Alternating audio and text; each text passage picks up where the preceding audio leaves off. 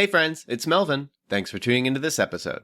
Here's just a few quick things I wanted to notify you guys about before we get started. First up, very soon, new episodes will be releasing Wednesday mornings rather than Tuesday. So don't panic if you don't see a new episode on Tuesday. Just wait a little longer and you'll see it in your feed. Second, we've introduced a mailbag. Check those show notes and toward the bottom you'll see a mailbag link. You'll then be able to text us any questions you might have about movies, the movie industry, or any movie/Christian related questions you might have. Then we'll respond in a future episode, so send us your questions now. Up next, Patreon polls, which are available to Patreon supporters at the $3 tier or higher, have been updated. Supporters can now suggest films or shows to be reviewed at the end of each month. The two most liked submissions will become the options for the Patreon poll, so if you want to hear us talk about your favorite movie or show, join our Patreon and start campaigning. And lastly, whether you're a new or longtime listener, please consider writing a review or rating the Cinematic Doctrine podcast on iTunes and Spotify. Apart from financially supporting on Patreon, these are the two most helpful ways to support the show. And that's it. Enjoy the episode. You're listening to Cinematic Doctrine.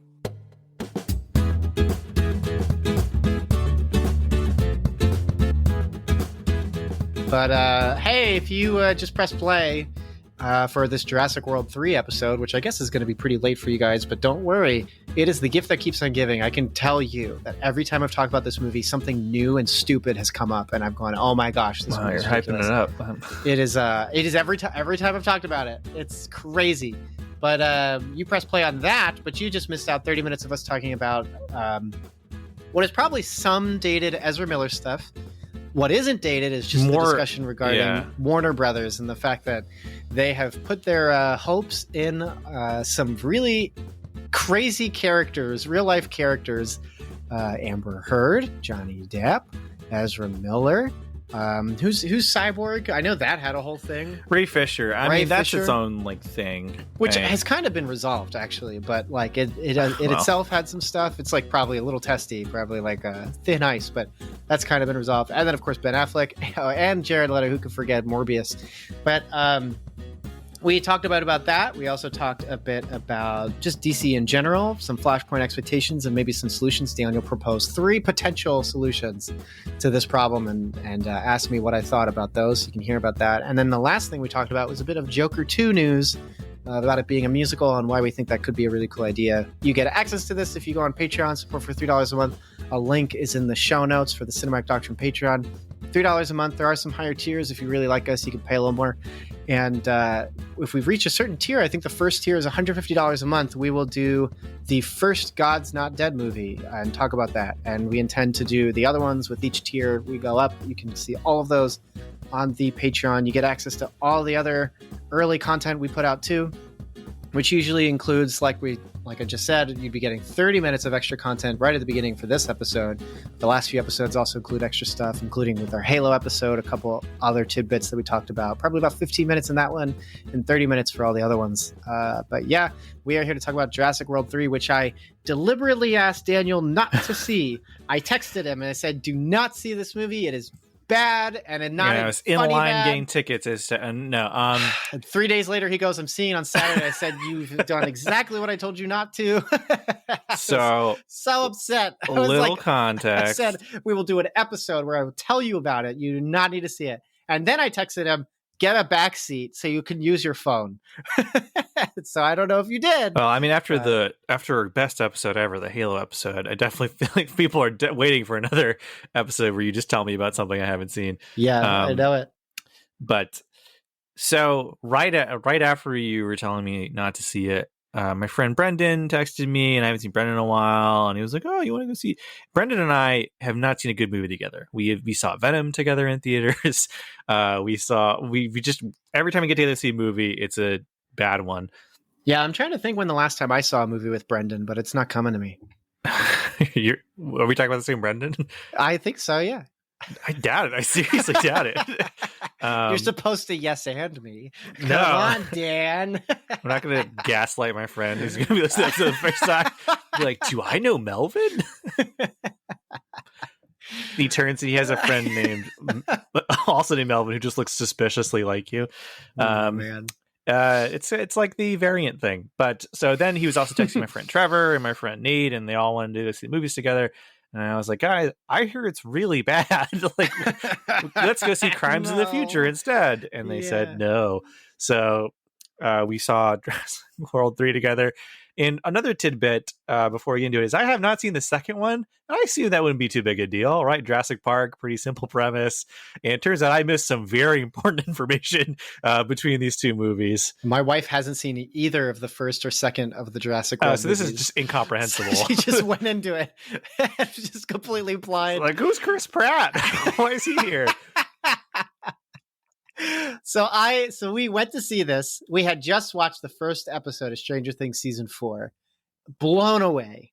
Like right at the end, we had to go to drive to the movies, and the final shot of the scene happens, credits roll, and I just pause it and go, "Holy cow, that was amazing!" His heart's pumping, super great. And I go, "All right, let's go see this horrible dinosaur movie, I guess." So we drive to the theater. It's 20-30 minutes to get there. I sit down in my seat. 10 minutes in, I lean over to Kat and I said, "Man, this was such a bad idea." And she goes, "We can always leave."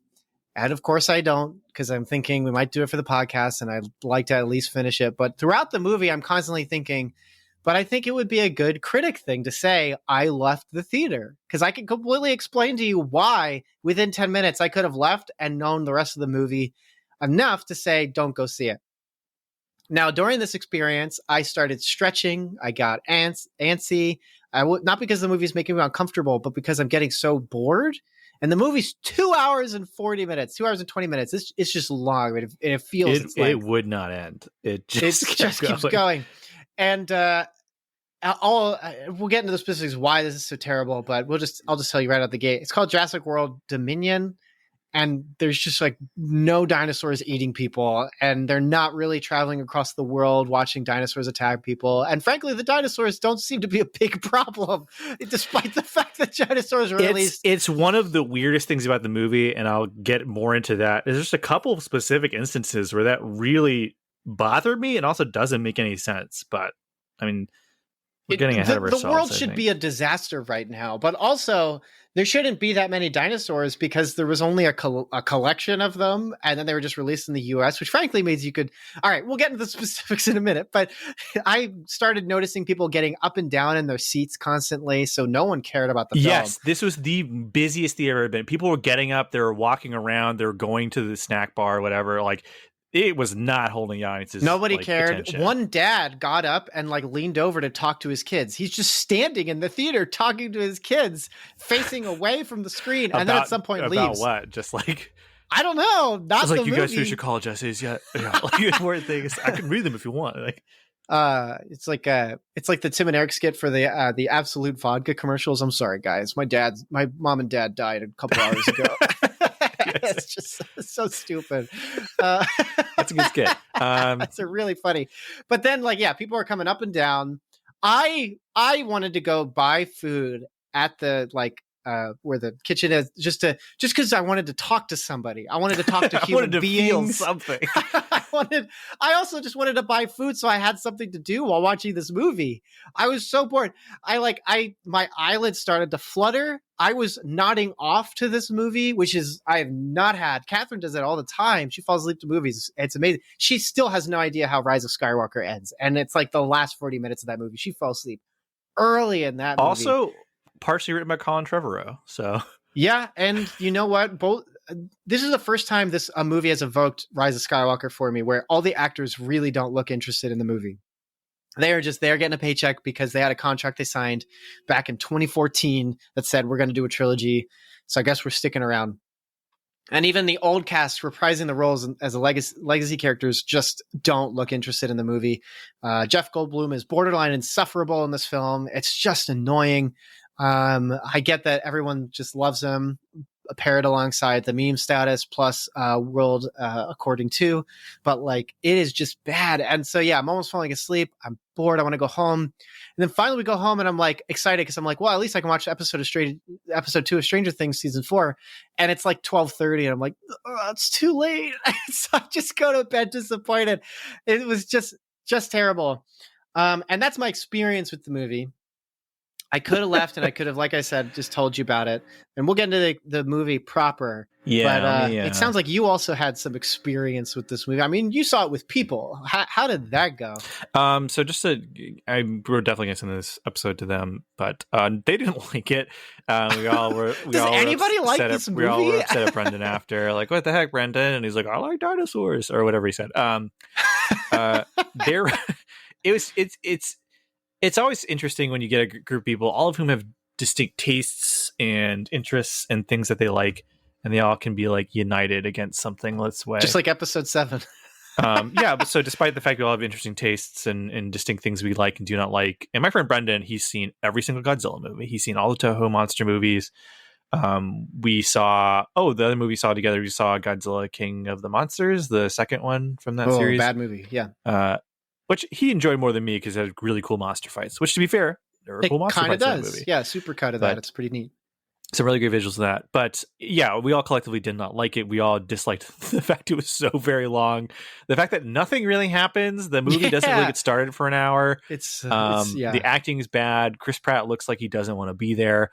Bryce Dallas Howard is doing what she can, probably thinking about all the great episodes of The Mandalorian she's directed.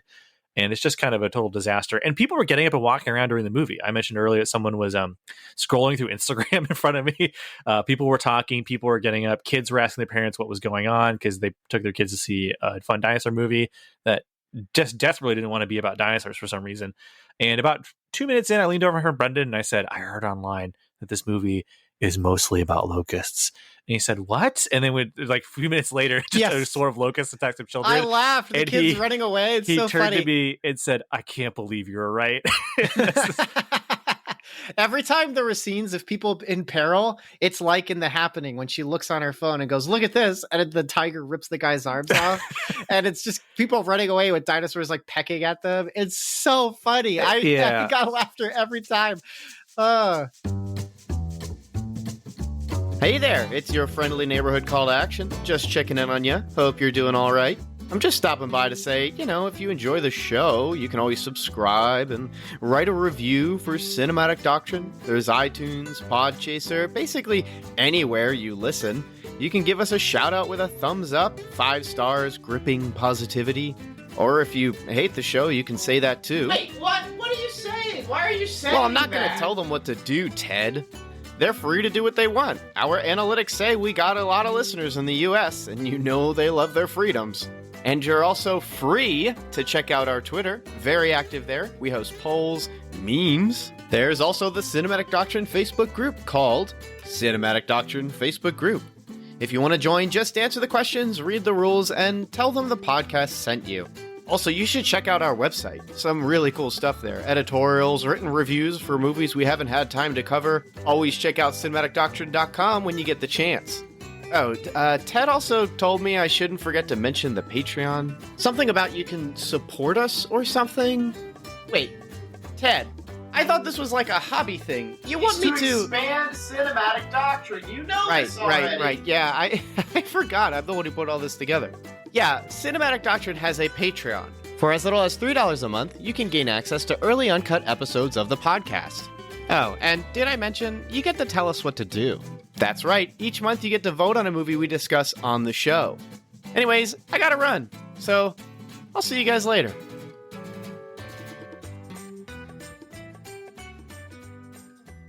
Right up the front, right at the very beginning, there's gonna be some stuff, but I'm gonna introduce the movie real quick.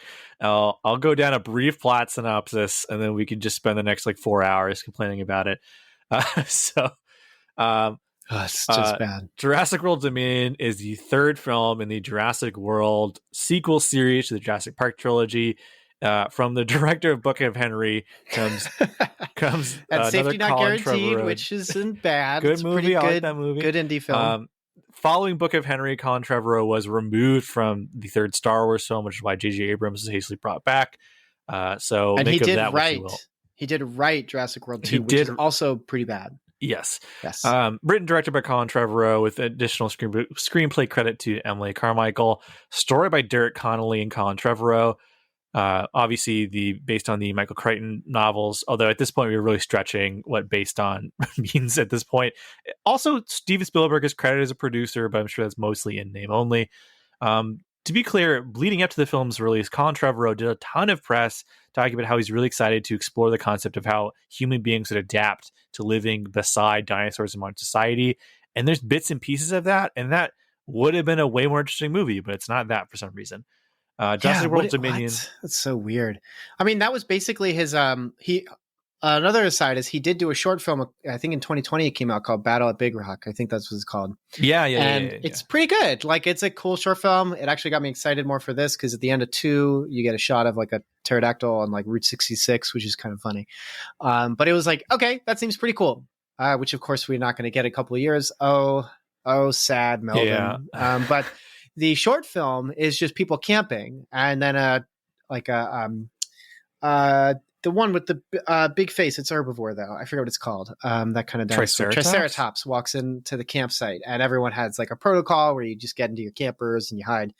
And they know it's docile. So you get a cool scene of like people being amazed by dinosaurs. So it's, evoking Jurassic Park 1 where they're just going around looking at dinosaurs. But then a T-Rex shows up and starts eating it and attacking people. And it turns into a little short horror film. And it's really cool because it's focused on randoms trying to react to the fact that dinosaurs now exist on at least the continental US is really where they're supposed to be. But apparently they're everywhere now. Then you get this movie, which is completely not that. Yeah. And that's what's really strange about it. There's a couple of very strange things. Also, did you know that this movie has no colon in the name? It's just Jurassic World Dominion. Jurassic World Dominion. It just rolls around the tongue. People were like, why is there no colon? That's throwing me off. And then, of course, giving it like a star out of 5.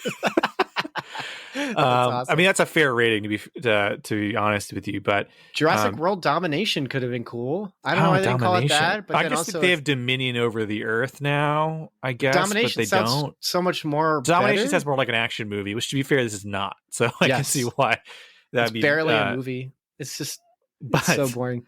Jurassic World Dominion picks up kind of where the last movie left off. To be clear, I did not see it, which causes some problems later. But the movie begins with an extended info dump to catch you up to speed, following the events of the last film. Where from what is it called? Now This. It's a Now This video, which is I like that. That's one of my favorite things in the entire movie. Is it starts with a Now This, like clickbait, like scroll. Yeah, as you scroll through Instagram, you see a video talking about what's going on with all these dinos running amok. And there's some cool stuff right here at the beginning where you see like pterodactyls are like making nests on top of buildings. People are trying to adapt. Again, if the movie had been about this, you might have had something, but it's not. And so we see that Chris Pratt and Bryce Dallas Howard are living with a girl that I didn't realize was a clone until partway into the movie. And the first couple minutes of the movie are them hanging out with a clone in the woods. I lean over to my friend Brendan. I'm like, this is a Jurassic Park movie, right? Like, there's going to be dinosaurs in this, right? Very weird. Bryce Dallas Howard is hanging out with 2 characters from the last movie who are only in this early scene trying to rescue dinosaurs from poachers who are cloning them. But dinosaurs also are everywhere all the time. So why is there a black market to make more if they're also everywhere all the time? I did not understand this at all. And it's an important plot point. Like, why is there a black market for dinosaurs if they're also nonstop everywhere? So I've watched Book of Henry this Sorry, year. I'm like screaming. It's okay. Every time I've talked about this, I'm trying to get through the plot. But the movie causes so many emotions after you've seen it because it's so this is I've heard it described that this movie is a movie that tells you you're dumb because it really expects you not to think through a lot of it. And if you don't think about the movie, I guess I don't like saying that you're stupid for liking this movie. But like there is something about like how the plot itself really demands that you don't think one bit about it. And it's hard, right? Like, so yesterday it was Father's Day and I gave my dad, he wanted to play Elden Ring. He wanted to buy a whole console for it. And I was like, hey, so for Father's Day, I bought him a copy, but I lent him my old Xbox so he can play it. And he's doing a fight with like, essentially like the first boss in the tutorial is just a normal enemy. The way he's like fighting it is like, he's like just button mashing, doesn't know how a controller works. But then at the end, he got really a lot better. And I showed him that like, you gotta watch the move sets, try and learn the button presses right. You want to stand back. You want to move around. You want to keep watch. You're learning how they work before you go in to attack them. So I had to show him like how to do the fight. So I was trying to do some timings, like dodging this time at that time, but I wanted to show him what it looked like to do it wrong. And I literally could not. I couldn't dodge into attacks to get hit on purpose and stuff. So I can't turn off the part of my brain that just knows how to do what it's doing. But at some point he picked up what I was doing. And like this movie, I can't just not do that. I can't just watch it without like accepting like this is a stupid movie and I'll just get over it. Because even like The Room, like it's a stupid movie, but it makes it funnier because I know how movies function and why that one doesn't work. But this one, it's like, even if you know how movies function and why it doesn't work, it's not really even fun either, because I don't even get fun scenes of like dinosaurs eating people. Every time a dinosaur dives to eat somebody, the camera zooms in on someone who's reacting to it. So I never get to see someone get eaten by a dinosaur. There is one scene, I'll just bring it up now. There's one scene where a character gets eaten by a dinosaur. And so there's a sequence of this movie where Chris Pratt and I believe Bryce Dallas Howard are being chased by velociraptors through a city, which is, I have my issues with this. Actually, Jacob Neff from Feeling Film tweeted about this, and he actually made a really great point. And this is something I actually thought of also while watching the movie, which is if you go back and watch Jurassic Park 1 and 2, and I like the second Jurassic Park movie for various reasons, the sequences where humans are being chased by dinosaurs are tense because the humans have to outthink and outmaneuver these apex predators are intelligent. Every sequence where someone's running from a dinosaur is a tense, nail-biting scene, and characters often, like, situations spiral out of control. I love the scene in Jurassic Park 2 where they're in an upside-down camper, and as they're trying to get out of it, things are breaking. The glass is, like, cracking underneath them as they're trying to move around. All very tense. In this movie, they're just normal chase. You can replace the dinosaurs with any creature. It could just be a car chase. And yeah, there were car chases, except they digitally removed the cars, replaced with velociraptors, who are always just slower. If you're in a plane, a truck, a motorcycle, you're running. It's like Obi-Wan when they just chase a little Leia. slower. It's like when they chase Leia, they're just like jogging. Now, it's so dumb. During this scene, they drive into a circle, and then there's just two T-Rexes there in the middle of the city for no reason, and a guy in a Segway gets eaten by a T-Rex because they just didn't notice them there, I guess. I don't know why the dinosaurs are there. I don't know why people didn't react to the fact there's two giant dinosaurs in the middle of a city. They eat someone and they move on. Where did these dinosaurs come from? Why did no one running from them? Why are the police there trying to get these T-Rexes away? The movie is stupid, so it's hard to keep up with, but it's because that all the dinosaurs got released at the black market. That's but why is there a guy in a Segway just gingerly driving through a middle of a city where there's multiple dinosaurs running around? Yeah, like towards them. I know. It's really stupid. It's very, like, even with your explanation. I dropped my wallet! I gotta go get my wallet! And then it just moves on. People in my theater literally were looking around like, where did those dinosaurs come from? Like, it's crazy. But then you don't even really get to see it because the way that all the dinosaurs eat people is chops them, and it's cool, and then it moves on. Like, but barely. It's more like when I swallow a pill, they just do it in whole. Whereas it would be more fun if like they like, because dinosaurs have necks like dogs. They're made for ripping and tearing. So like you don't even get a scene where like they bite and like whip and then like a PG-13 bloodless like limb flies off like in a I don't know, like Suburban Sasquatch or something. It's just goofy, which is more violent than this movie. But yeah, it's ridiculous. So the movie opens up. Chris Pratt and Bryce Dallas are living in a cabin with a clone from a previous movie because you saw the second movie, right? Yes. It's okay. Bad. It's really what bad. happens in that movie? So I did. There's human cloning. Dinosaurs are released onto the world, and there's no Jurassic Park anymore. Let's start with this. I've either never seen Jurassic Park or I don't remember watching it, but I remember scenes from it. So I don't know where I'm at with that. It is a great movie. It holds up entirely. But I have seen Jurassic World. I don't know if I saw it in theaters or not. And the movie's pretty fun. Like, it is a fun popcorn movie. I just rewatched Red Letter Media's video on it, and like it reminded me of like the things that I like, while also like Mike on Red Letter Media liked it a lot. Jay did not. But both of their thoughts I remember believing at the same time. Jay's more criticism of like, it's just Jurassic Park, but worse. For me, it's the fact that it's just a simple premise, but then also pretty well executed. I don't know what it is about that movie that makes it work compared to, I don't know, the sequel. The basic premise of people at a theme park get eaten by dinosaurs because dinosaurs get out of control, right? Like, I like the mayhem that makes it fun. That premise is airtight, man. Like, they reminded me there's a scene where like a guy's running from dinosaurs, but he runs back to get his 2 mimosas and then runs away. Like stuff like you get a lot of good gags and stuff. It's so funny. That's Jimmy Buffett. Oh, really? Jimmy Buffett making a cameo in the movie. That's why he's getting his margaritas. That's awesome. Yeah. Yeah, but like you get fun stuff like that, right? Like people running from dinosaurs is cool. The second movie is Bryce Dallas Howard, who used to run the park, now is an activist. And they just learned that the mountain that they were the island they built on is also an active volcano. Oops, whoopsie, and it's about to erupt. And all the Nobody's dinosaurs. nerfect, you know. I know, and the dinosaurs are stuck there and they're gonna die. So then she's like, "We got to go save them." And to get Chris Pratt to do it, she's like, they meet at a bar. The stereotypical, I'm a writer but don't know what to do, so I'm gonna have my characters sit at a bar table or at a dinner table and talk. So they sit there and talk, and she's just like, Blue's there. We got to go save Blue, the velociraptor. So they go and save them. But then as they're saving them, people are, they're saving them. And then they also see that people are abducting the dinosaurs.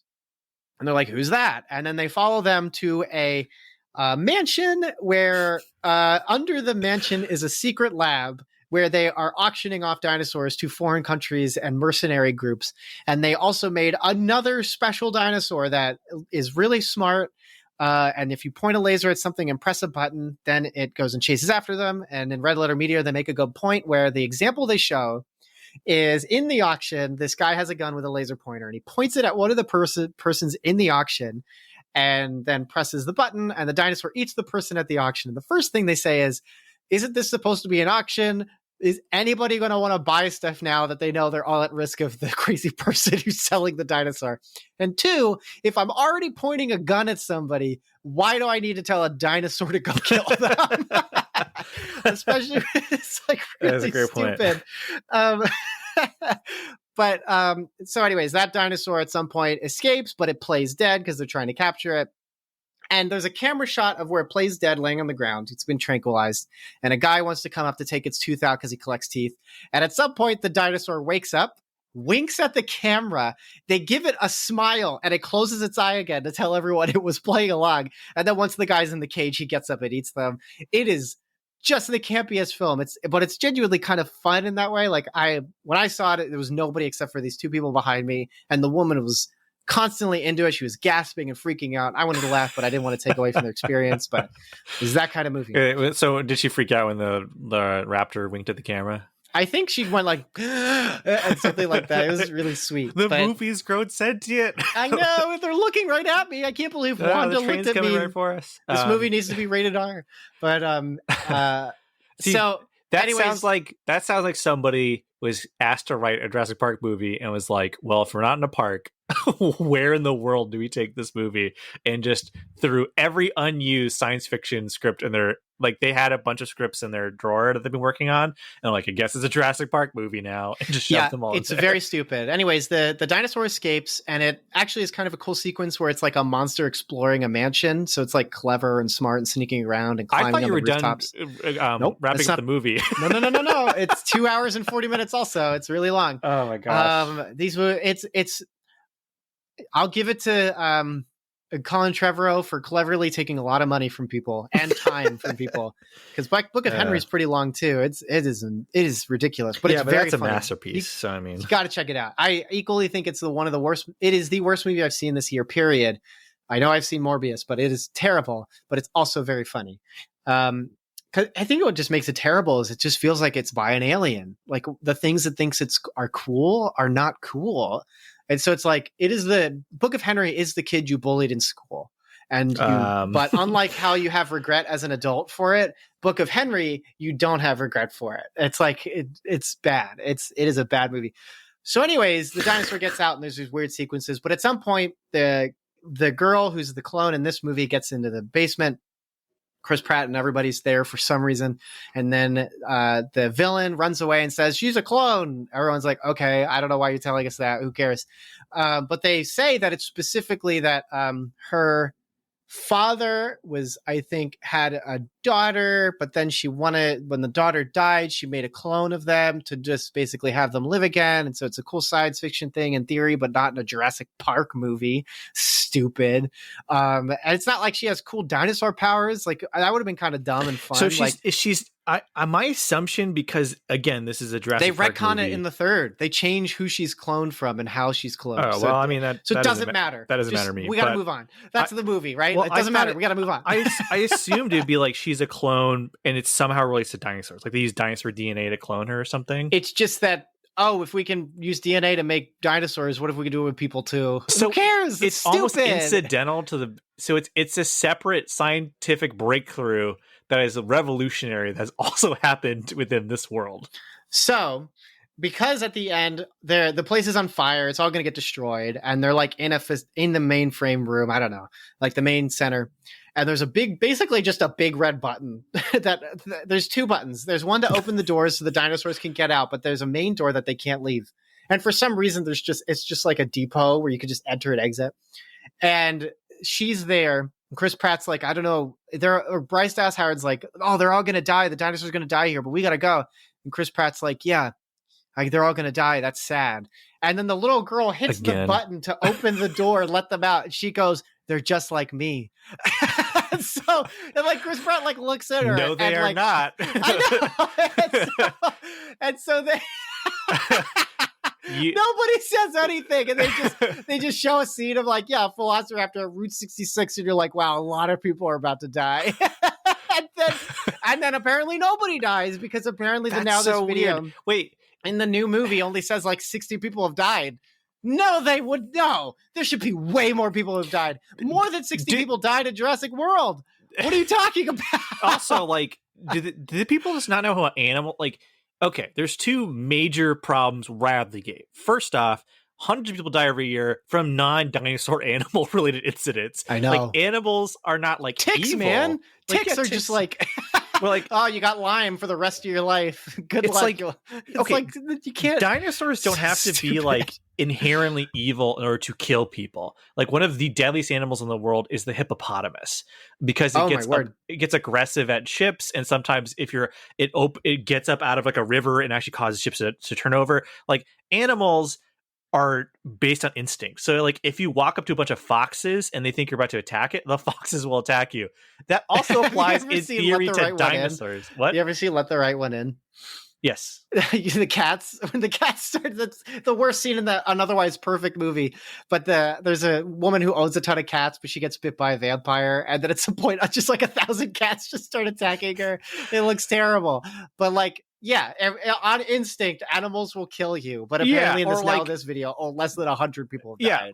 More than 100 people have died from traffic accidents because dinosaurs would walk onto the street. Like, there's no way to look. Second, this Jurassic World Dominion, and I'm just gonna say, because it doesn't really get addressed really in the movie, but the idea that dinosaurs would just become part of the world and nothing else happens as a result of this. That's it. They're just around. It's very stupid. The National Guard would bring a tank and shoot a T-Rex. Well, and it would be every year. Like, also, it wasn't a lot of dinosaurs let out, so I don't know why there's this implication that there's just dinosaurs everywhere, because it's only been like maybe a year after the movie. They have gone all over the world according to the beginning of the movie. They fly around. What's weird. It doesn't make any sense. But then, like, which I'll make a point about this in a second. But if you bring a fish from one country to another country, that destroys that ecosystem. There's tons of invasive species all over the world. This is an issue every year. There's other species of animals that actually go extinct. People are freaking out about the TikTok frog army, because the guy just like, did you see that? No, but I know what you're talking about. He collected a ton of frog spawn, and just over 1,000 frogs he just has in the backyard, and after a month it's just he can't step outside because there's frogs everywhere. That's like really bad. That's really so. Multiply that by 1 billion, because you've introduced dinosaurs back into the entire world. This is an ecological disaster, and it's never brought up.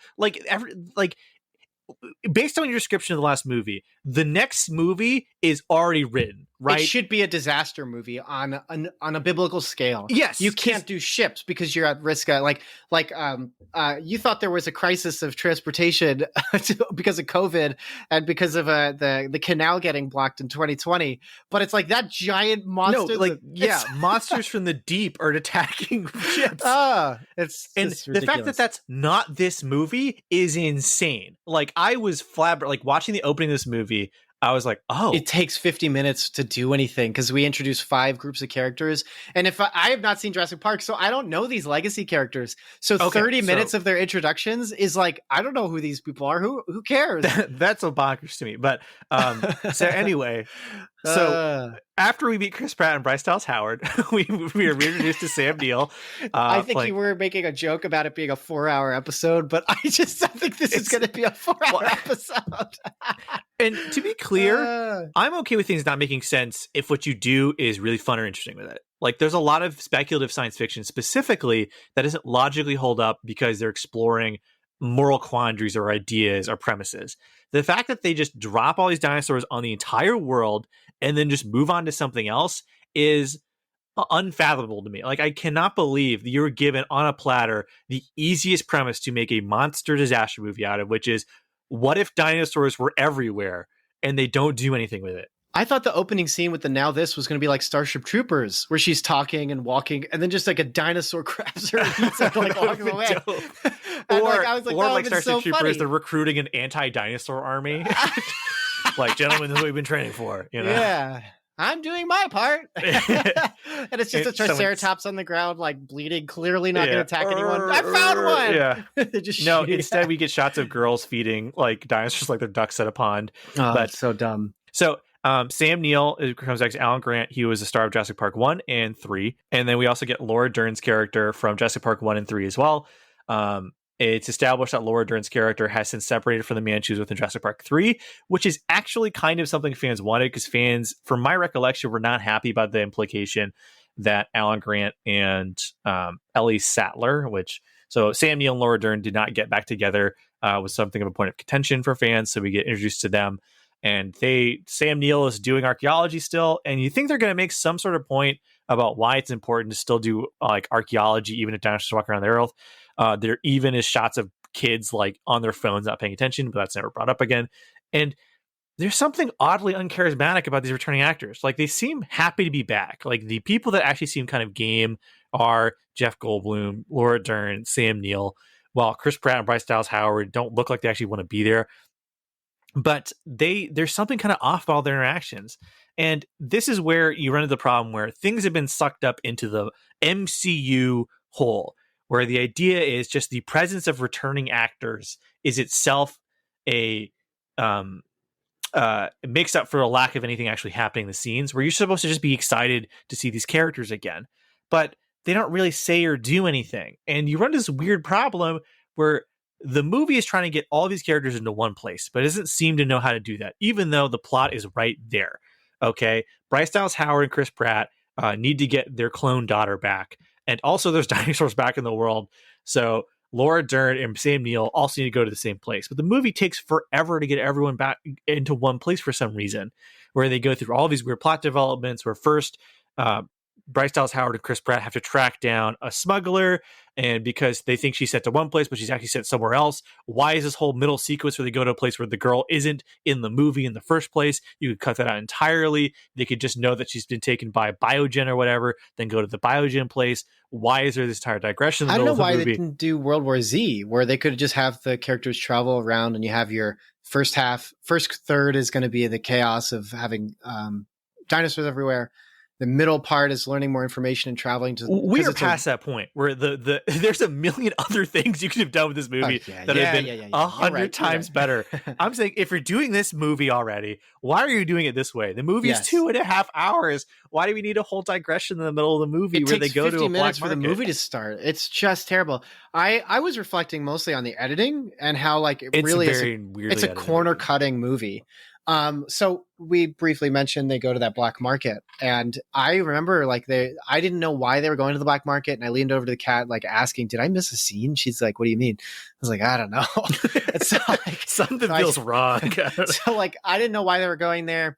It actually reminded me of the scene in Chip and Dale when they go to the bread maker with the cheese. You got any cheese? But a superior film. That's right. But yeah, I didn't know why they were going there. And then they were talking about how important it is to stick together. But then the next scene is a character walking into a bathroom and Laura Dern's there. And my first thought is like, oh my gosh, this is supposed to be a really dangerous area, and you're going to do something as mundane as go to the bathroom alone. Like, what are you doing? They just said don't look at anybody, and she's not having a conversation. Do you mean the smuggler woman is there with Bryce Dallas Howard? Yeah, but like Bryce Dallas Howard's in the bathroom when like they were supposed to search for something altogether, and then the Chris Pratt and the other guy just vanish. They like teleport, and then she's just in the bathroom, and I'm like, why is she doing that? What's going on? There is no sense of like separation of space, geography. Yes, there's no sense of geography or space. So I just kept losing track of where people were. Mohamed Al Athi, it was good to see that he got a paycheck after RK81. I was pumped to see him in this. I was very happy about that. He kind of just acts the same, but that's fine. I'm gonna probably go check out his other movies, but there's a scene where he's helping I think it's Jeff Goldblum get into a car. And he's talking to him, and he's like, things are going great. He's like, actually, not really. It's kind of terrible. Worst thing that could happen.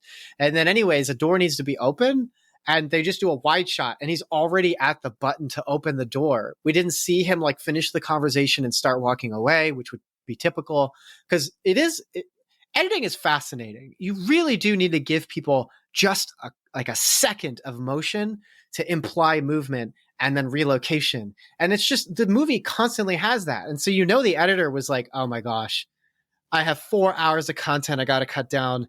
And this is not a good movie. They're like constantly, they have seen this movie hundreds of times at this point because they're trying to figure out how to order it. They I have 5 opening scenes before the movie starts with 10 minutes of each character.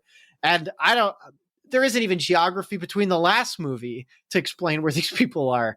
And so it's just like, it is nuts. It is absolutely insane. And that's just on top of the fact that the premise is about locusts. Like, goodness gracious. So, so a couple of quick things. First off, early on, there actually is a pretty decentish scene where what's the name of Maisie Lockwood, the clone girl, who Isabella Sermon is really good as Maisie. Like, I'm going to defend her performance. I think she's really good as a character. I think it's a weird character, but there's a scene where she like goes to like into town, and there's like just a dinosaur has wandered into like a logging something or other, and then lead the dinosaur away. And it's the only times in the movie where you get a sense of like, oh, this is what life would be like if dinosaurs were just reintroduced. Or like, even the one dinosaur like stands up and snow had collected on it, which was pretty cool because you wouldn't know he was there. Yeah. There's a couple cool things like that. But so she is taken to an airfield where the woman who played Jai Ying in Agents of S.H.I.E.L.D. is there and buys her or takes her.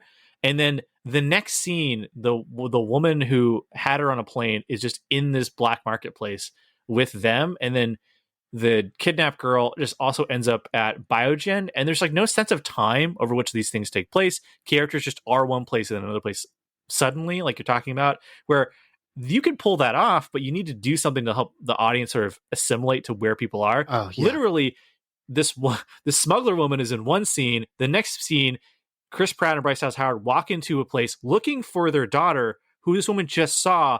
And for a second, you think maybe she's going to be here because the smuggler's here. No, the smuggler's just here now. It's very weird pacing. But simultaneous to this, Laura Dern is studying a phenomenon where giant mutant locusts are eating up plant life, but not eating up biogen plant life. So she assumes biogen is involved. And then Dr. Ian Malcolm, by the way. I could have let you go the whole time, but the movie doesn't care about anything, so why should we? Well, InGen is the good company is the company of the first movie, so I'm mixing their names for some reason, but Biosyn. And so Dr. Ian Malcolm, Jeff Goldblum, has invited her to go check out something at Biosyn. And you have this horrible sinking feeling of, oh my gosh, is it going to be about the locust? Is this what the movie's actually going to be about? Is evil locusts? And the answer is yes. Because for some reason that I do not understand to this day, Biosyn has made giant mutant locusts that eat up everything and will destroy the world. And I am not sure why the main villain has done this. This is so. This is the first problem. This is the first problem with this movie. So my Letterboxd review is pretty scathing, and I come at it from the angle of I just want to explain why this movie's bad, because two things are probably happening. One, people are probably stepping out of the theater going, that wasn't very good, but probably can't explain why. And they just know it wasn't very good. Or two, people who thought it was okay will go, I don't understand why people don't like it. And I think the locust is a really big one. The rate at which the locusts eat crops is so expedient that even if your master plan is to then have people buy your seed to like plant in your farms, the consumer base will die before you actually can profit from this. Okay, the locusts are doing things at a rate in an unpredictable way that they did not intend. I can buy that, but I just don't get why they did this in the first place. Well, so they could sell the seed, but it's just so brain dead. And with scientists that are smart enough to resurrect dinosaurs, they would obviously see that this is not a good idea. So it's stupid in that why way. wouldn't you? Like, secondly, it's a stupid plan. Even if you can give the reason for it, it's a stupid plan. But the solution to solve the problem is even stupider. And here's what it is. So we can continue going in order, but I've got to jump around now. So basically, she gets abducted because they want to do tests on her, why she's a clone, whatever. And one guy specifically, BD Wong, who just looks so exhausted in this movie, not just because they make him look older, but he just looks like he doesn't want to be here. Boy, did he luck out being in one scene in the original Jurassic Park. He is in a single scene. He has one line. And because the thing now is just to get as many returning actors as you can, he ends up being a massive part of another big sequel trilogy. So well done, BD. Get that bag. So. Yeah, you got to do something. But anyways, he says, if I can he knows more information. He says, I need her so that I can do something to genetically modify the locust again to get them to die. And you find out this is even more stupid stuff. So like you pick up one thing and everything falls over. So the deeper lore of this character is not that in the second movie that the dad wanted to resurrect his daughter, so he makes a clone of her or whatever. It is that, no, the daughter was a really brilliant scientist, and she was inherently going to try and find how to procreate asexually. Is it possible? Cool science fiction idea. Don't know why it's in Jurassic Park, but let's go ahead and try it out. So at some point you find out she succeeds, right? She's able to do artificial insemination by herself, which is theoretically kind of cool. But again, not in this movie.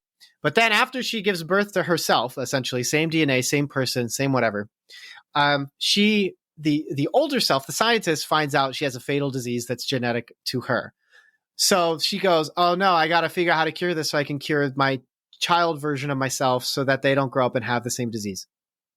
This is notwithstanding the part that twins can be born from the same DNA, but then as they're growing separately, they literally change based on environment. And technically, I think there's a theory of like everything has forms of radiation. It's just massively different, but all of that affects us over time. So that's why you can have people change and look different all the time. Anyways, so I guess it doesn't mean anything though, because once she turns 36, she gets cancer. So we got to stop that. It's not cancer. It's just some fatal unnamed movie sickness. So, but she's able to cure it, right? She's able to make a vaccine that essentially changes the DNA of her. But if this is possible, why doesn't she just give it to herself so that she can cure the disease that she has? I don't know. Well, what's even wilder is that when Maisie is told, like, hey, we need you to save the world, she goes, peace, and just like runs away. Yes. And then later goes, actually, that's a good idea. So she rather would let the dinosaurs go out in the real world because they're just like her. She loves dinosaurs, dude. Whatever. So she's just perpetually bad for the earth. Maybe she should be going through Eleven's conundrum in season 4 where she doesn't belong in the world. I don't know. But like, take a second and step back too. It's just like when you think Jurassic Park movie, do you think of any of this? Does any of this come to mind? Do you want a giant swarm of locusts, or do you want dinosaurs to fight each other, or humans to fight dinosaurs? I wouldn't mind both. That could be cool, where you get a cartoonish scene where a person's running from locusts, and then locusts come around, and then they leave, and it's a skeleton. Like, that would be really funny, but you don't get anything fun. Yeah, the locusts are ever present, but they don't really do much in terms of like how they affect. Like, they're really important to the plot in events that happen, but they don't actually. There's no sequences of them devouring a city or something.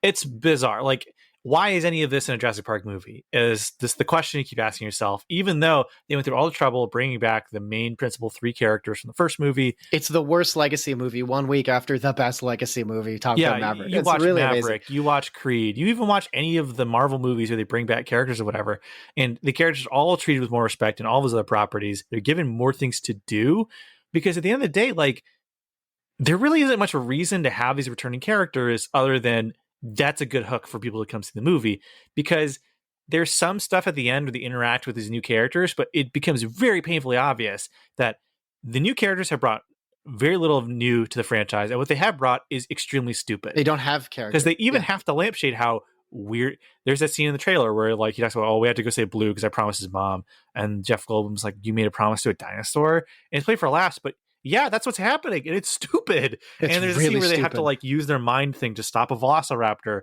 and Sam Neill's there, and just like, what are you guys doing? And it keeps highlighting how weird these new movies have been, and how they've brought nothing of value to the new franchise, and it's just a disaster. Yeah. So she does this vaccine though, right? And they're like, we need to essentially find the vaccine to which, by the way, they just inject into the little the girl version, which I thought it would be more interesting if like the baby, like it would be more of a science fiction, maybe, I guess it'd be rated R because it's scary, but the baby she has dies, and so she has to make another one, and then like, but it's born with the DNA change. But I guess you could just stab someone, it changes their DNA, whatever. And so, but then BD Wong's like, I need to figure that out, and I have to reverse engineer that and put it in the locust so that I can change the locust DNA so that they don't procreate.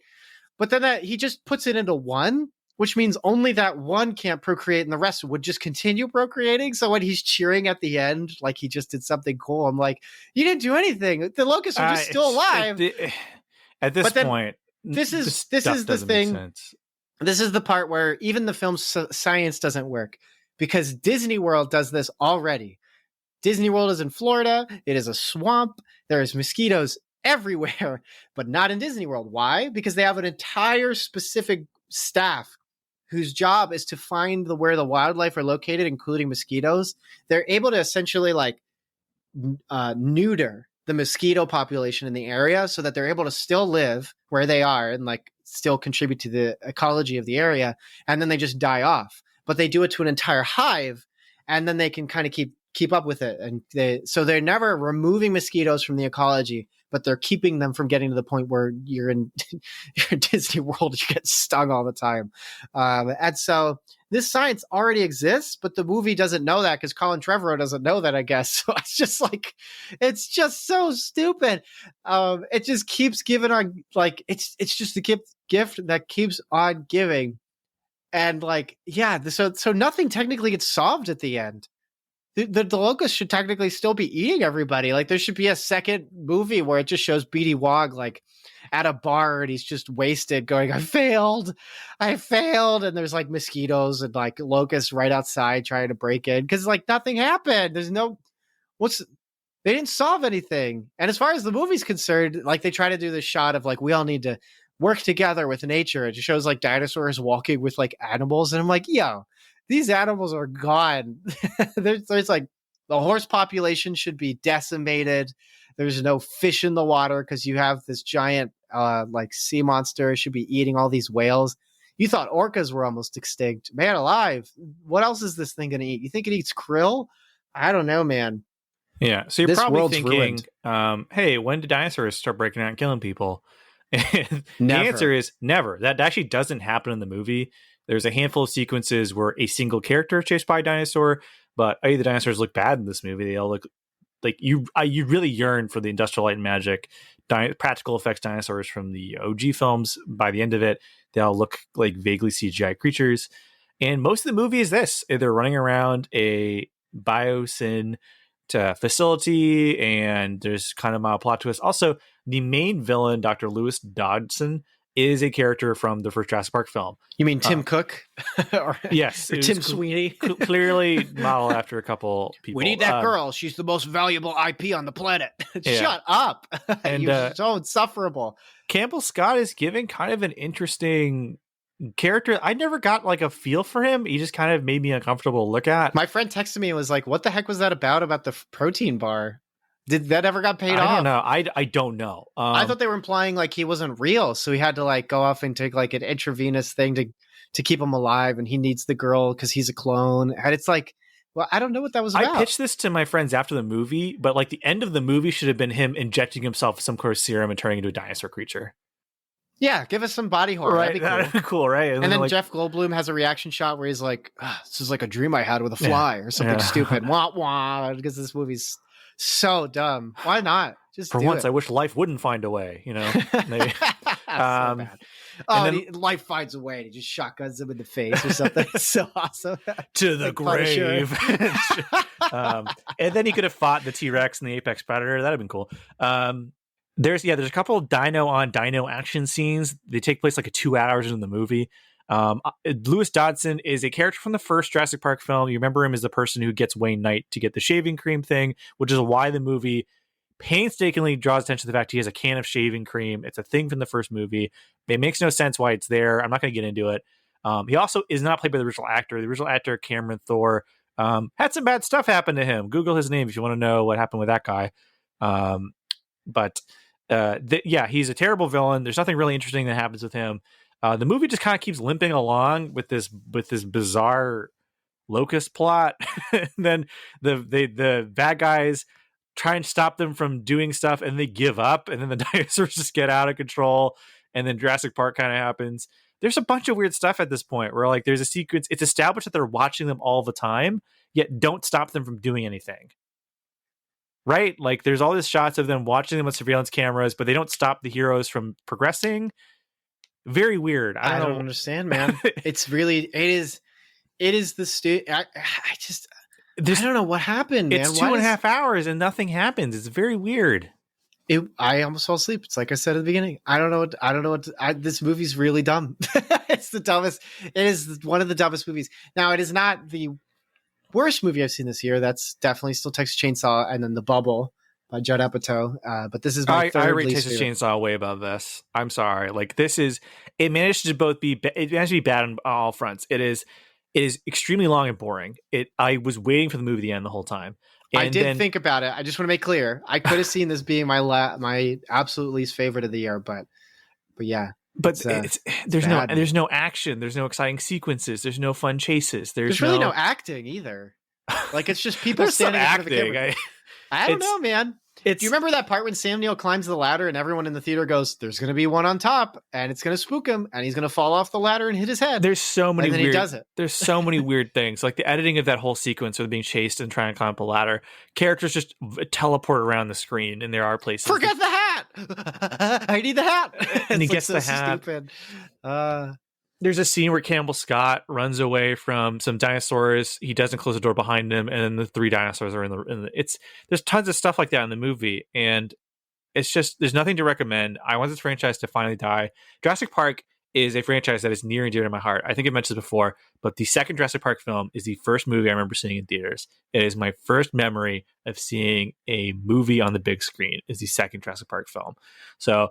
I say this with much reverence and love for this franchise. It just needs to stop, or at least take a long sleep before somebody figures out what to do with this thing. He's already dead. Yeah, it's a dead horse being beat to death with another dead horse. It is. I like Jurassic Park 3. I think it's a perfectly fine people being chased by a monster movie. Jurassic World, not the worst movie I've seen. It has its moments. So I am not somebody who's hated on this franchise. I am in the minority where I say I probably have liked a majority of these movies. But this is just a complete colossal failure on really every conceivable level. It is boring. It is insulting. It is weird in ways that aren't interesting, and it's boring in ways that are interesting because you don't understand how you could be seeing a clone run away from dinosaurs and say, this is boring. Like, you have so many simultaneously strange science fiction ideas, yet nothing happens at the same time. A world overrun with dinosaurs, yet there is no action. There is multiple dinosaurs fighting each other, yet it is completely inert, and there's nothing kinetic happening on screen. You have multiple celebrate actors who are award-winning, and everyone looks like they are being forced there at gunpoint. It is... I could not believe what I was seeing. It is the worst thing I've seen this year. I rate this below Morbius because Morbius is 90 minutes. I rate this below Texas Chainsaw. I asked Kathryn, I was like, is this worth a Morbius? And she goes, no, because Morbius has the kindness to be 90 minutes long. Yeah. And we got some good memes out of Morbius. And Texas Chainsaw has some fun gore scenes. So the fact I can name anything about those movies that I kind of liked puts it above this. I'm glad I didn't pay money to see it. Yeah, me too. So, it's pretty bad. So anyway, Melvin, would you recommend Jurassic World Dominion? I didn't even recommend it to you. Why'd you go see it? I told you not to. I told you about the stairs, bro. Come on. It's just bad. I hate this movie so much. I was actively texting people saying, don't go see this. Don't go see this. Don't go see this. It was theater. I had a full campaign against this movie, and I'll continue it to the day I die.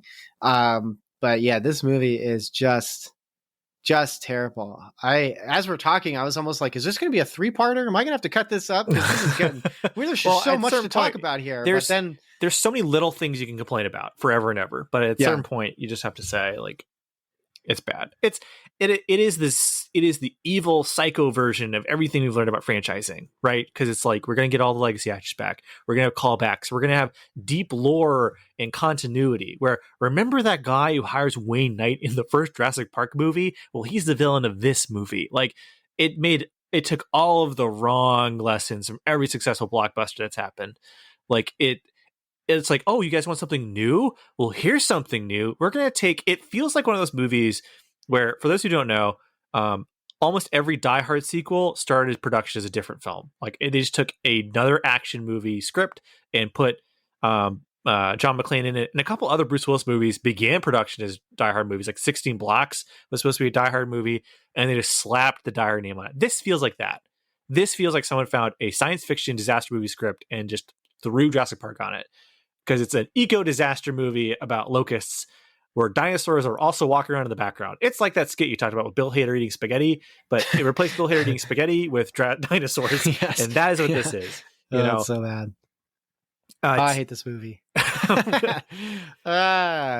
You did it again, Trevor.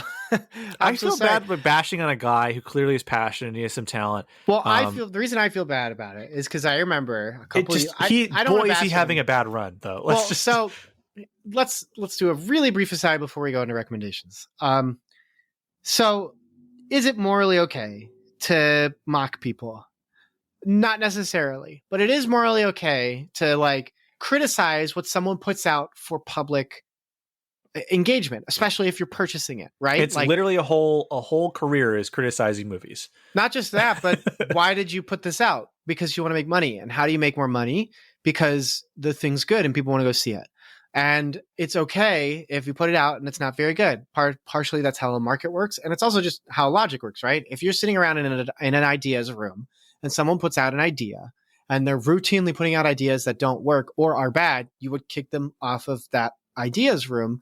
And in some way, you're going to think about in the future when you add somebody to the room, you're going to look for signs of like, that guy kind of sounds like the other guy we had. Do we really want him on? And also, you may even talk about it when you go out for dinner or go out and spend time with people. You'll be like, remember that idea that guy had about like, let's do a Jurassic Park movie, but there's a clone girl who lets dinosaurs out to just essentially kill everyone. And then the next movie, we don't show anyone getting killed by dinosaurs. Like, there's something okay, I think, about that, right? There's something to find funny about that. Now, when Jurassic World 2 came out, and Book of Henry, I think, came out like just within a year before that. That's probably why he didn't direct the second one. It's because he worked on Book of Henry. There was a lot of criticism online, especially Twitter, like talking about it. And when he got knocked off of Star Wars Episode 9, because he was originally slated to write that one, write and direct it, got kicked off. And there were tweets like saying like, oh, thank goodness, thank goodness, thank goodness. And then there was specifically one where someone said like, thank goodness Trevor was not doing it. It probably would be a disaster. And Trevor responded back saying like, I think it's important you know how hurtful this is to constantly have people saying this. And like, it was sad. I know, it's really sad. But like, his response was so level-headed, right? Like, this is hurtful. This is mean. So, okay. Hey, the thing that gives you meaning in life, the thing you project your passions towards, you're bad at it. Yeah. So like, let's think about this, right? Like, are we allowed to say something's bad knowing that someone's feelings may be hurt? Yes, you can. Yes. Here's 2 reasons. 1, if you make something and you put it out in public, especially for something like in an industry built around that system, it's important for people to know if they're going to support you by sending you money to budget a film that you'll make. They need to be able to trust that you can make a product right? Like that's, in a way, you could argue if you wanted to get all moral about life and constantly put morality to stuff, it's immoral that he took people's money and made a bad movie. Hey, you should have made a good movie, right? Well, now, I'm not about that. I don't think that way because I think that's stupid, right? I don't think that helps. I don't think that's useful. You can make whatever you want based on what you get. And that's fine. But is it okay then to like come out with something and then make it just for the art and keep it private or share it intimately with certain people, that's fine too. And you know what? If someone says it's not very good, you know that you're not putting out for profit. You're not expecting people to purchase it. You're not expecting people to critique it. It's just totally fine. It's for personal gain. But these movies aren't being made for that. They're being made for profit. They're being made for fans. They're being made for franchise. They're being made for marketing. They're being made for all the partnership deals they have with toys or clothing, all that sort of stuff. So like when it comes out being bad, there can be something a little absurd about how much money is spent by rich people, the 1%, to make something like this, especially when you understand the industry, which means someone read this script and gave it a green light. And then someone had to raise money for it. And then someone had to go out and get product placement. And then someone had to go out and make t-shirts for it. And then someone said, it was a good idea to have a dinosaur walk in front of a circle, so it makes the logo on the screen. So like, oh my gosh, that was stupid. I think it's okay then to be like, I saw this movie, it's bad, and I want to laugh at it. And I also think it's okay if someone is just putting stinker out of stinker over and over. There's something that can be like, is he okay? Like, is something all right? I do think it's tough because Colin Trevorrow is credited as being so involved in this movie. Like he's credited as writing and directing, but he also directed it. And you know what? At the end of the day, he gets to choose who does what in front of the camera. So if he to an extent wants to change it, he can, right? Yeah. Like that's totally fine. I mean, movies are a collaborative process. Lots of people. There's a lot of blame to go around. Like for example, if an actor shows up and doesn't feel like performing, there's only so much you can do to make them perform. Or whatever. Or if Josh Trank shows up drunk today, it's like there's only so much you could do. And to be fair, he is making a sequel to a movie that he didn't direct. So who knows, like how much he made $1.7 billion on Jurassic World. So he is going to stick around for a while in Hollywood. And this movie's making money. It's already made over somewhere between $600-700 million already. You just hurt my heart so bad.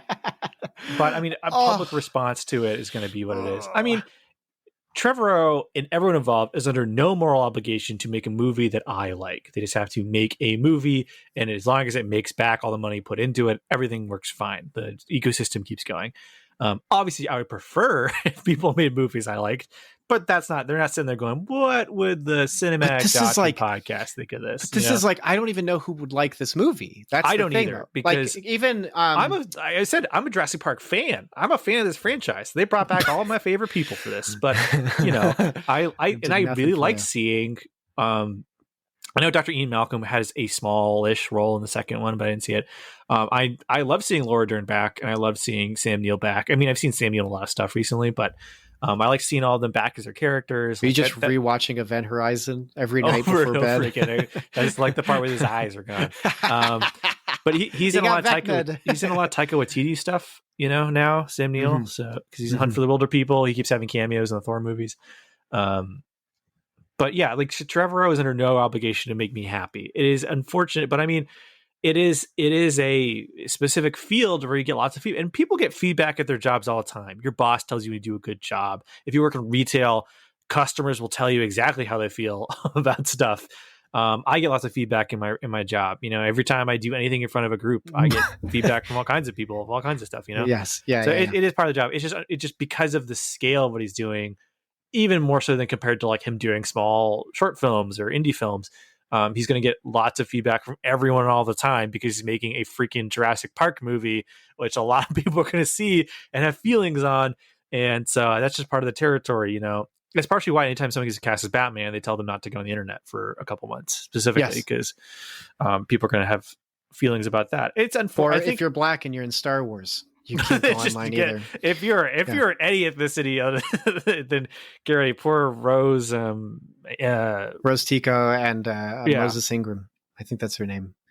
Yeah. Which is, that's just when the official Star Wars account has to put out videos of Ewan McGregor going, "Oh, excuse me, guys, could you stop being racist?" Like that's really bad. Talking to fans like they're children. Yeah, it's so the same children who wanted Doctor Strange to be rated R. It's just my reaction is just so it's come to this. Obi-Wan has to come out.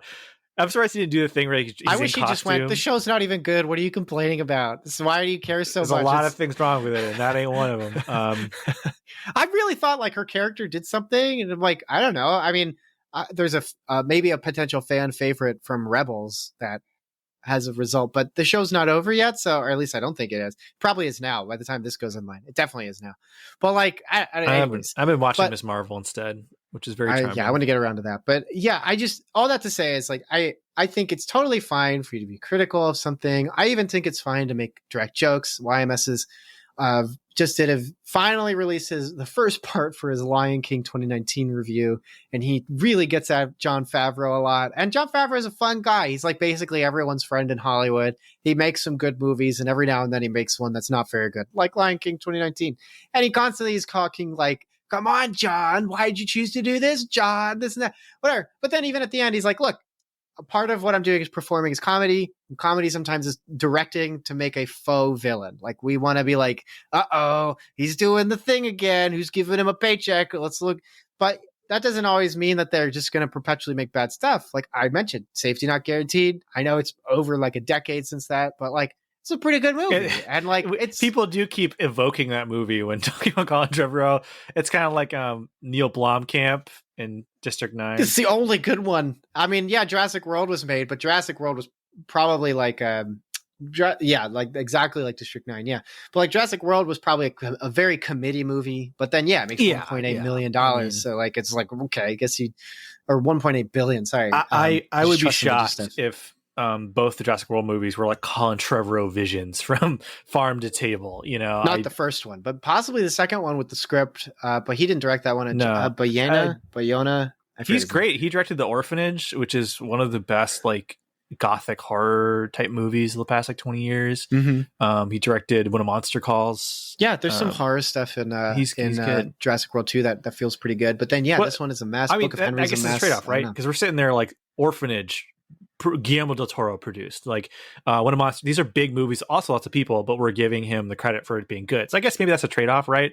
Like if Jurassic World Dominion had been terrific, we'd be like, "Oh, Colin Trevorrow, he's so great," and not giving credit to all the other people involved in the process. Versus when it's bad, we're like, "Well, maybe it's not his fault," Directors are big, man. Though. Maybe that's the risk reward of it. We're talking about Stranger Things, and it's like, yeah, these children actors are very good, but they also have directors that are really good at pulling them out. Yeah, I mean, like director is really important, especially if it's writer-director Colin Trevorrow. So it's like his involvement is much stronger in here. Sure. I mean, I do think like there is the great example of this is Star Wars, where it's like George Lucas, right? He is the mind behind Star Wars, but there's so many people involved in that made it what it is, from the people who did concept art, who designed those iconic creatures and robots, and even the whatever. Sounds. You have the Phil Tippett, you have all the people doing the sound design, the special effects. You have the people who actually like change things about the story. That George Lucas had some weird ideas that they got pared down. So it's like it is a collaborative process where lots of people, like the people doing the costume design, like they probably don't get a lot of credit. The people actually editing the movies together probably don't get a ton. That's frankly, with the Northman, one of the semi criticisms is costume design. They don't look dirty enough. Why are their teeth perfect? Stuff like that. Like it's so yeah, I kind of get what you're saying, but it also is like we can look at precedent, right? Like it is a big part of the movie. I'm not saying it's nothing, but right. I mean, right. Like, because even the puppets I felt didn't look very good. I'm gonna be really honest, right? Like the practical effects here, I did not. Nothing here was good, which are few and far between. But they just don't look good. It's like it really is an amazing movie where almost everything is against it, and it's all topped off. I'm gonna name some things. I like Isabella Sermon as the clone girl. I like DeWanda Wise is very likable and charismatic, and they basically changed Justice Smith. I don't know if you knew how he was in the. Well, yeah, you didn't see the second one. He's basically the nerdy male character who screams like a girl. So like that classic 80s 70s trope of a character. And I think it's funny that in this movie he probably was like, I'm not doing that again. So they're like, he's a CIA agent. And so he just talks with like, it's probably just his voice. He probably hates that he's in that other one. But I mean, it got him some exposure, and he got to be in some pretty good projects lately. So yeah, and I like seeing Archive 81 again. That was neat. Amado, he's a good actor. I want to see him do a lot more. He doesn't look like he has a lot slated for the future because he was probably banking on a contract for season 2. But he's got I'm sure he's got a good career ahead for him. So that's it. Point is, like bad movie. Bad movie. Better luck next time, Mr. Trevorrow. I mean, I don't. You didn't make a good movie. I'll just. I don't know how else to say it, buddy. But I'm sure you made movies that made money though, so I'm sure I'll get more shots to do stuff that you get a swing at it. Do you think he's going to be like it's not as interesting as Shyamalan, but kind of like that where he makes this huge movie. Shyamalan took big swings that didn't hit. I think there's a difference where even in his movies that are just terrible, you can see what he's going for. I like The Happening. It's kind of like Happening's hilarious. It's hilarious, but it's also like really interesting at the same time. Like, well, it's just so bizarre, but it's really funny. His movies are so weird that you're just like, there's something here. There's something about him as a creative force. Yes. That, for good or for bad, you can't quite look away. So, and also, Sixth Sense made a lot of money. Unbreakable didn't make a whole lot, but it made a decent amount. And then Signs even did pretty well. But I don't like Signs. I know I'm in the minority, but people like Signs. I don't like it. But he's got a lot of scripts, and he's working on a lot. But I think he's been doing Servant lately for Apple Plus. Anyways, what do you recommend on this wonderful episode of Jurassic World Dominion? Oh my gosh. So I'm working on a couple projects right now for church. I'm doing some more topical sermons and lessons, that sort of thing. So I've had to look at a couple different resources to get a vibe and understanding. And I'm going to throw out a big boy book. I'm going to recommend, I might have recommended this on the pod before, but I mean, this is just, I think something that should be in every Christian's library. Every library needs a good systematic theology text. The standard that all people have is Wayne Grudem's. But I'm going to recommend The Christian Faith by Michael Horton. It is a systematic theology text, but man, oh man, is it good. His descriptions, the way it's laid out. It is a dense book, don't get me wrong, but it's formatted like a traditional textbook. Because if anyone's gotten a classic systematic text like Louis Berkhoff's or, oh gosh, I just blanked on his name. Looking over real quick at his, I have his book right over here. I'm going to lose points with some people. Or Charles Hodge, his systematic theology. They can be a little cumbersome to read and a little cumbersome to get through in the way they're formatted, but Horton's is just really easily laid out. It's a good step two after you've read like Everyone's a Theologian by R.C. Sproul, or even one of the condensed versions of Bible Doctrine, also by Wayne Grudem, or what's his name's Miller J. Erickson's Introducing Christian Doctrine, or one of those. Michael Horton's The Christian Faith is a good step up from those. It goes really in depth on basically everything you'll ever need to know, but laid out in a very logical and logically consistent way. So, which I think is really important for Christian belief. So, The Christian Faith by Michael Horton. I'm going to recommend an album. There is a particular female artist named No Name. I don't know if you've ever listened to them. Yeah. I've liked a couple of their tracks. I was like, I think we have similar tastes. You probably know, but listeners might not. But well, per our discussion about what songs would save us from Vecna, I was just like, oh, this Peter right. Gabriel song, like, like JPEG, Peggy. Yeah. No one expected Peggy, but Free the Frail is a pretty rough song. It's good. Emotionally heavy. But anyways, talking about emotionally heavy, No Name's first album, Telephone, is really, really good. I'm the kind of person who, unlike other stuff where I like to look up history and like background albums, I just listen to. I almost never look up the history behind an album. I don't really ever find out stuff about artists. I like to just go into albums and kind of like interpret them as I listen to the songs and how I feel from them and think.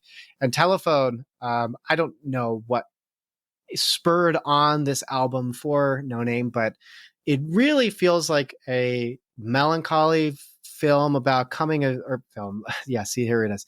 Melancholy album about coming of age, about I want to say losing a child. Because there's a lot of tracks and I don't know the history behind this. I'm just talking about how it makes me feel. But a lot of tracks have like the sounds of a young baby, like making noise in the background to kind of feed some of the sounds. The lyrics are extremely like introspective and very good. But they're also, some of the songs are really poppy, like Sunny Duet and Diddy Bop. It is just great. It is only 10 songs, so it's actually a pretty small album. I totally recommend it. I mean, these songs are ear candy. I mean, they are going to stick around for a while. You'll put them on. You get transported when you're listening to them. Yeah, it's also just like really moving too. So definitely recommending Telephone, the album Telephone by No Name. And I think you're going to love it. So, oh, and I didn't even mention this, but like I also find album art one of the most freeing art aspects for covers. Video game art covers are just terrible. Posters for movies, you can find good ones, but they're usually not the main promotional arts. But album covers can just be like the weirdest things, but they always are fascinating to correlate to the music itself. And usually there's also reasons for why people pick those covers, except for if they're like really popular artists, like, I don't know, like just really big artists. But like even the cover for Telephone is just like, I don't know, it's interesting to correlate it to the album itself. And I love album art covers. I always wish movies and stuff like that could be free to let their box art participate in the experience of engaging the medium. But we all know that'll never happen. And since music is so, especially now, so streamlined to just be Spotify and you can just press play, album cover doesn't even really have to be a part of the marketing. So it can just be part of the storytelling of the album. And I think even the album cover fits along with the interpretable themes of the album. I don't know if you've ever thought about that yourself, Dan, but I think that's something I think about music, not to start a tangent about music albums and art, but it's just something I find pretty interesting. No, like I think about album art, not a lot, but mostly because I'm probably the last generation that has experience of like, I would just go into like a record store or whatever, and I'd just pick an album based on the artwork. Yeah, I remember shopping at FYE, picking up CDs. It was pretty cool. Yeah, I would get FYE too. What was it? Mindless Self-Indulgence. The art cover was by the guy who did Invader Zim. I forget his name. Yeah. And that's a wild band. Yeah. So actually the No Name song I remember is just called No Name. It's off the album Room 25, which I listened to that record maybe a couple times because I remember when it came out. But so I have not listened to the album that you're talking about. So it's good. I'll give that a listen. But yeah, album artwork is, to me, it's part of the experience. Like I remember, like you get the CD, you take the booklet out, you'd read the lyrics, you'd read the Kid A, Radiohead. It's such cool artwork in that one. It's great. I never had the physical copy of that, unfortunately, but it's very good. It's like kind of like video game guides and stuff. It's a lost bit of art, but it was part of the overall experience, which I think removing those aspects kind of helps make things a little more disposable, unfortunately. Because it's easier to move on from one thing to another. Like you don't have that same experience of, this is my game, this is my album, this is mine. You know it inside and out. You've really experienced it. There's the tactile element of you physically possess it. And I think losing that is something that's kind of inevitable, but still sad. But anyway. So any fun recommend? Yes. What have I been doing that's fun lately? Have I been having fun? Have I watched anything other than the new season of The Floor is Lava? I am going to recommend a particular episode of a podcast. A sad thing is the WTF podcast of Mark Maron is a staple of the podcast genre. It's one of the most important podcasts to ever exist. And a sad tradition he has is whenever an actor passes away or a figure that he's interviewed passes away, he posts the episodes with them. And so I have Norm Macdonald from 2011, Peter Bogdanovich from 2015, and Ray Liotta's episode from 2018. And going back and listening to them was great, partially because Ray Liotta's story of how he became an actor is really fascinating to me. It is lacking in a lot of pretension. It's very matter of fact. And it was just refreshing to hear someone talk about their journey into the world of Hollywood, not because they had some grand designs for being an artiste, but just because it just ended up being something they were good at. And if that's sad, the palate cleanser is Mark Maron has an episode with Phil Tippett, And Phil Tippett is an awards-winning effects artist. He's done special effects for tons of cool stuff. I mentioned earlier that he did Star Wars, but he also worked on things like RoboCop. But he made his solo directorial debut recently. It's getting a ton of great feedback on the film circuit and all that stuff. It's called Mad God. I have not seen it, so I can't recommend or not recommend it. I know what you're talking about. It's like a it's like claymation. It's supposed to be crazy. Yes. Like really like quite disturbing. But within the confines of its animation style. Yes. Yeah, almost no dialogue. Yeah. Oh, I didn't know it had no dialogue. That's interesting. Almost, but, I think.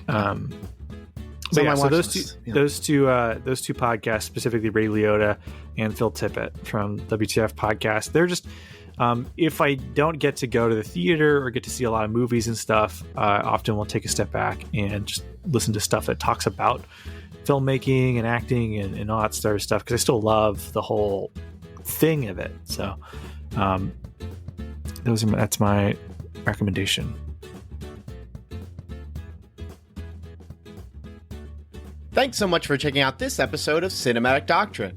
If you enjoyed this episode, consider leaving a review and subscribing to the podcast. And as mentioned before, Cinematic Doctrine has a Patreon. For as little as $3 a month, you're opted into a once-a-month movie poll where you decide a movie we discuss on the podcast. There are other unique benefits that come with supporting the podcast, so be sure to check that out at patreon.com/Cinematic Doctrine.